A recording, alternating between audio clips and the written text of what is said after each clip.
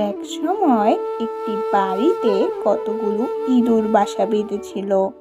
ইঁদুরগুলো বাড়ির মালিকের ক্ষতি করছিল নানা রকম ভাবে।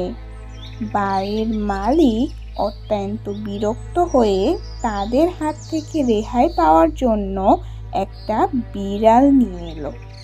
বিড়ালটা প্রতিদিন অনেকগুলো করে ইঁদুর মারতে লাগলো। তাতে ইঁদুরগুলো ভীষণ ভয় পেয়ে সর্বদাই তাদের গর্তের মধ্যে আটকে রইল। বাইরে বেরিয়ে আসতে তারা সাহস করল না। তারা কিভাবে এই বিপদ থেকে রক্ষা পাবে সেটা নিয়ে আলোচনা করার জন্য একটা সভা ডাকলো। অনেকে অনেক রকম পরামর্শ দিল, কিন্তু কোনোটাই উপযুক্ত বলে মনে হলো না।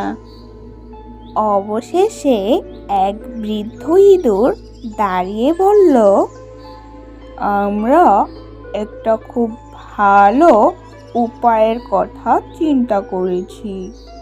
আমরা যদি বিড়ালটির গলায় ঘণ্টা বেঁধে দেই, তাহলে বিড়ালটি যে আসছে সেই ঘণ্টার শব্দ শুনে পরিষ্কারভাবে বোঝা যাবে।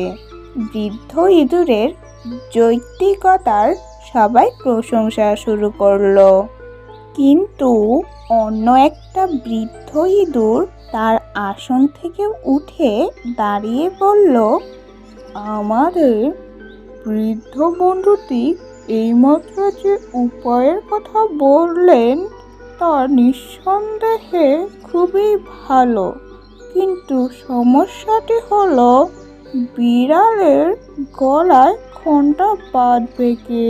তার কথা শুনে সকলে চুপ করে রইল। কেউ একটি কথাও বলতে পারল না, কারণ বিড়ালের গলায় ঘণ্টা বাঁধার মতো কেউ সেখানে ছিল না।